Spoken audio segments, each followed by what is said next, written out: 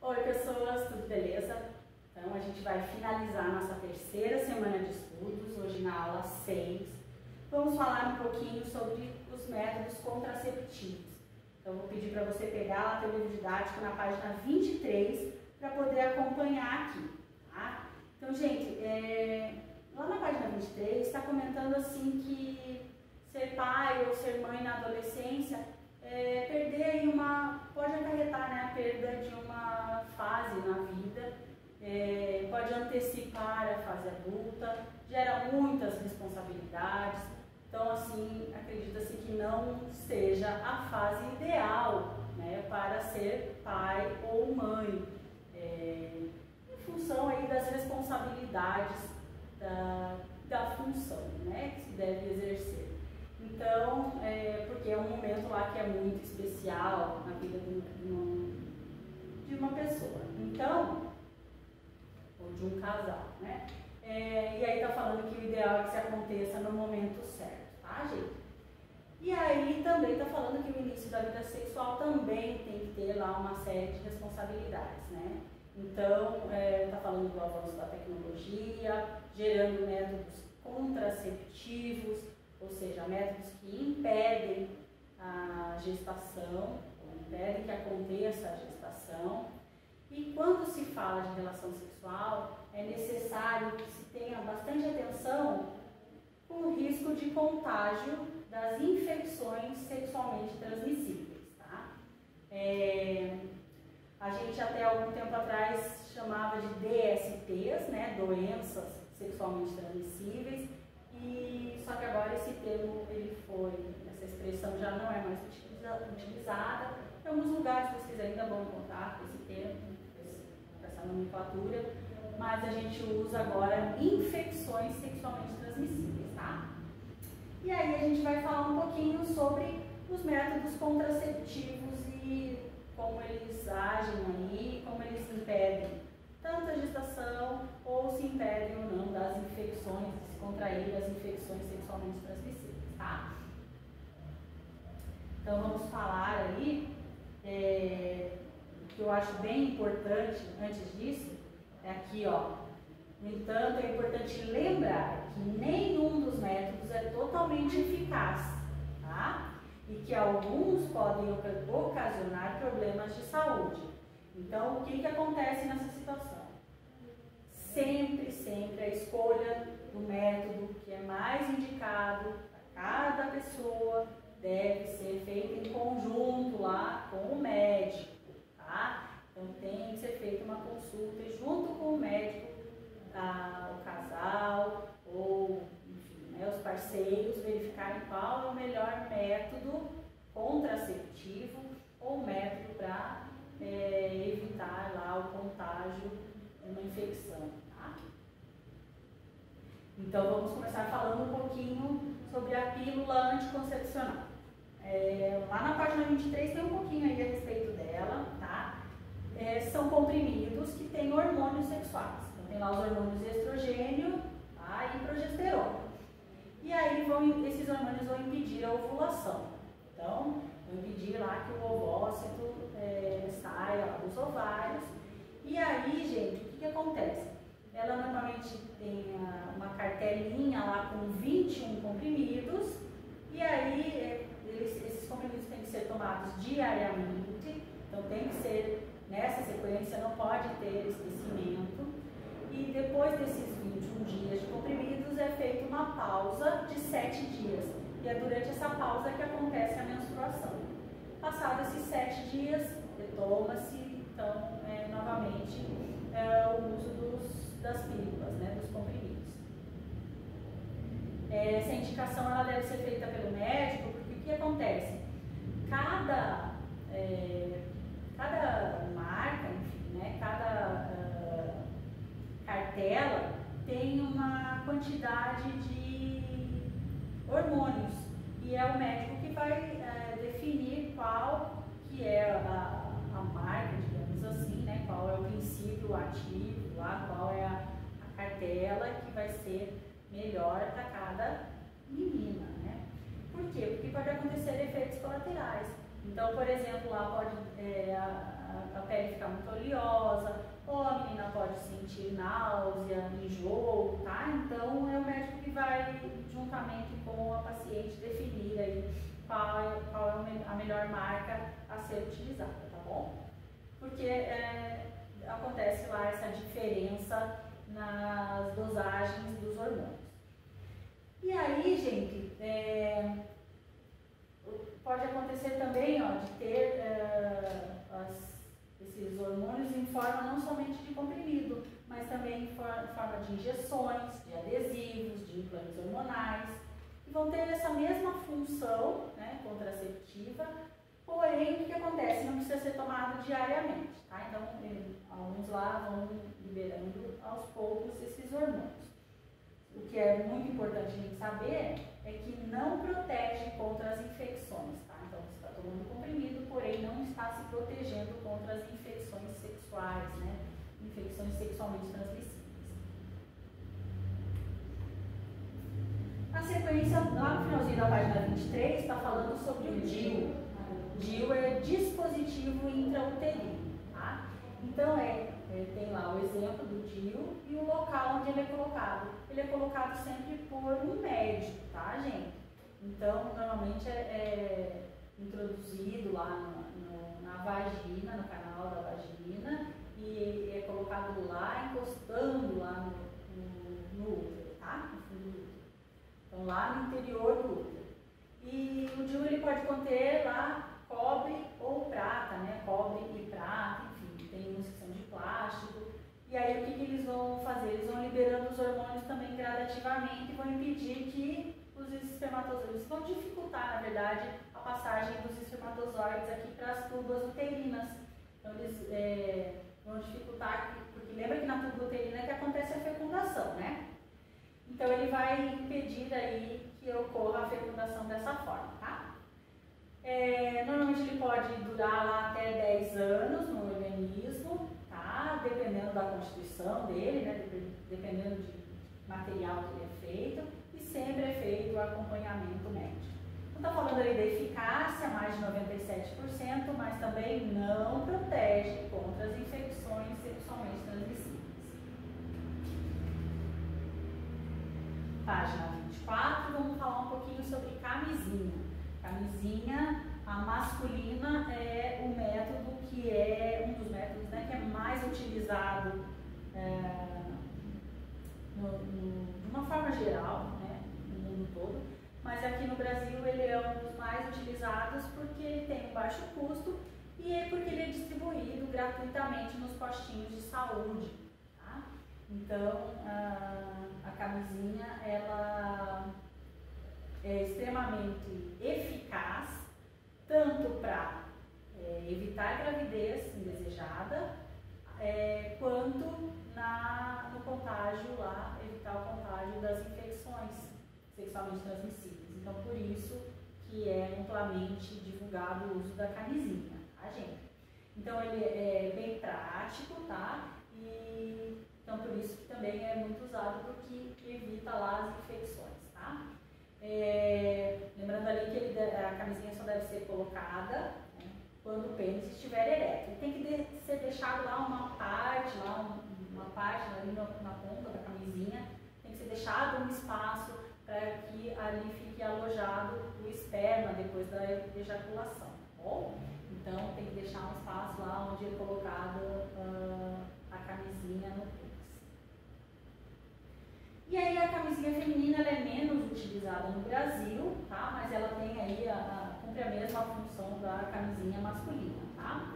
Só que daí ela é alojada lá no fundo da vagina e lembrando que as duas são descartáveis, tá? E não adianta falar que dá para colocar 2 ou 3 para se proteger melhor, porque não, só vai piorar por causa da questão do atrito, vai fazer com que rasgue, né, vai só estragar o processo aí da proteção, tá bom?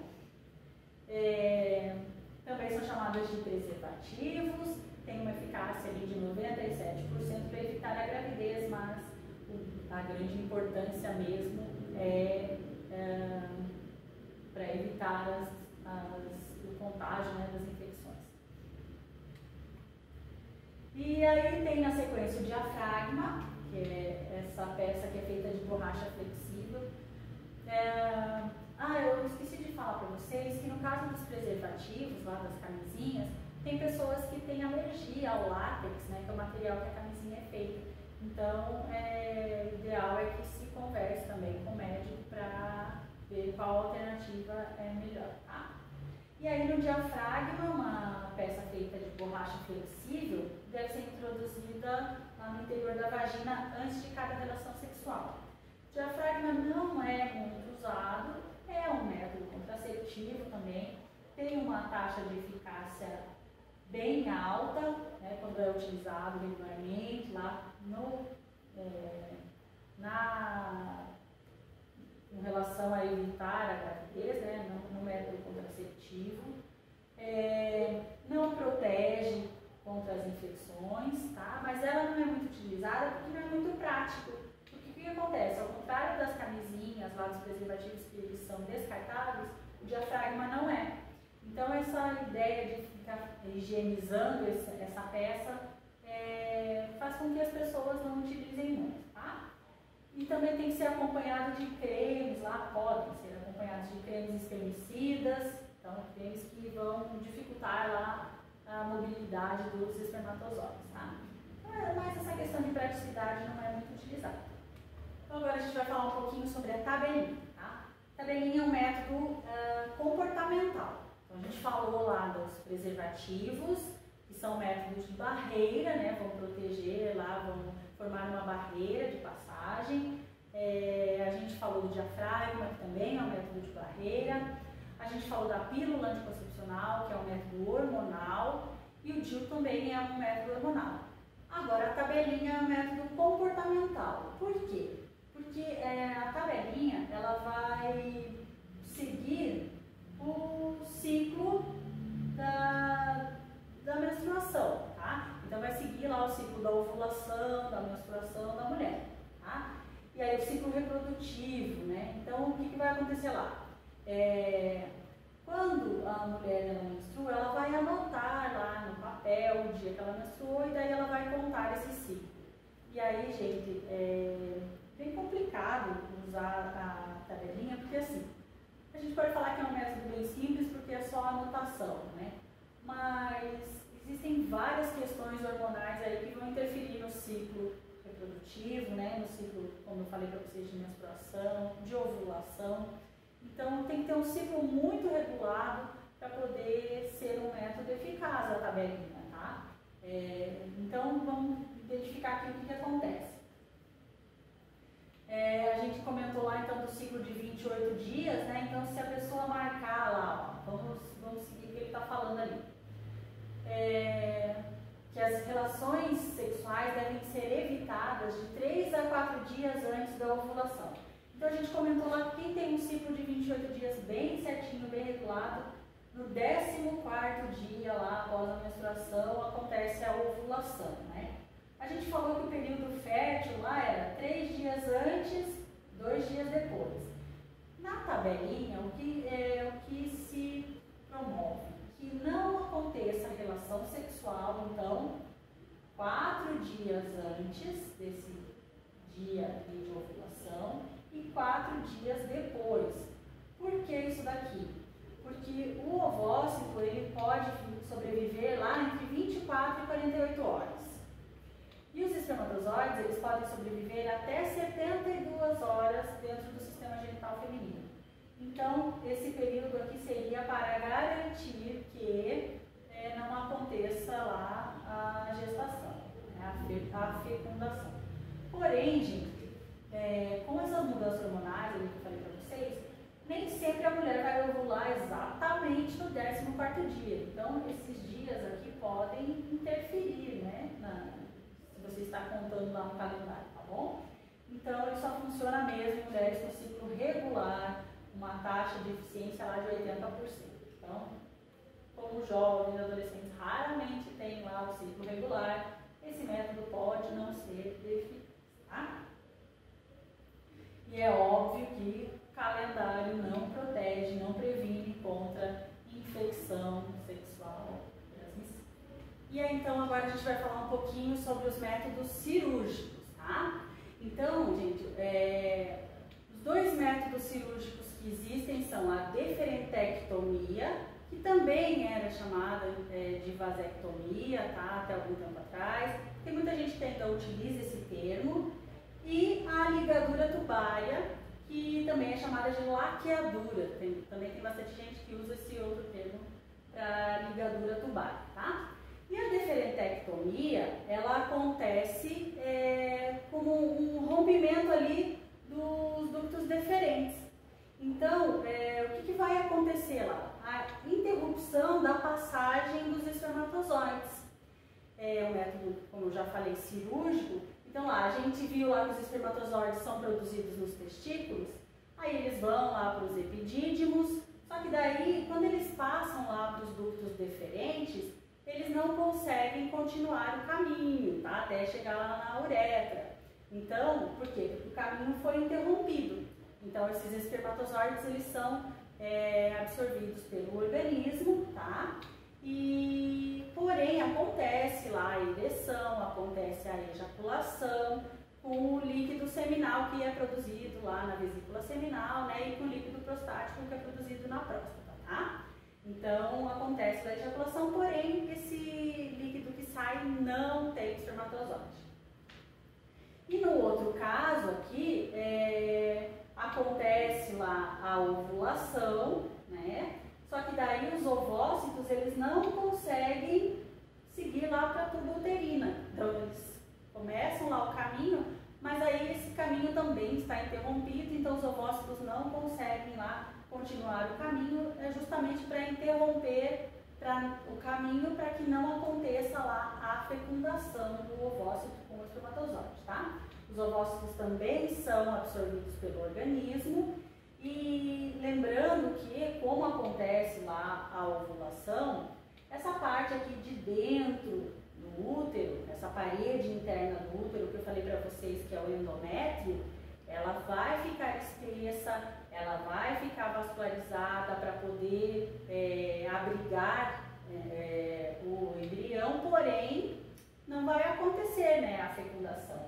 Então ela vai se soltar aqui e vai acontecer a menstruação da mesma forma, porém os ovócitos são absorvidos ali pelo organismo, tá bom? Então, também lá no livro didático de vocês está falando a eficácia dos dois processos, dos dois métodos, lembrando que eles são métodos cirúrgicos e que não evitam infecções sexualmente transmissíveis, tá? Aí na sequência tem um breve histórico lá das pílulas anticoncepcionais, vocês vão ler com bastante calma, com bastante atenção e vocês vão ler todo esse conteúdo, tá, gente? Com bastante atenção, bastante calma e assim, à medida que vocês forem tendo dúvidas, podem me perguntar, assim como qualquer outro conteúdo, tá bom? E é claro que tem uma tarefinha lá, vocês já têm as tarefas da outra aula. E daí essa daqui também é a página 26 lá do livro didático, tem essa semana inteira para fazer essa atividade, tá bom? Ainda não precisa mandar foto, a gente vai corrigindo nas lives juntos. Beleza, gente? Então espero que vocês fiquem bem, beijos e até a próxima.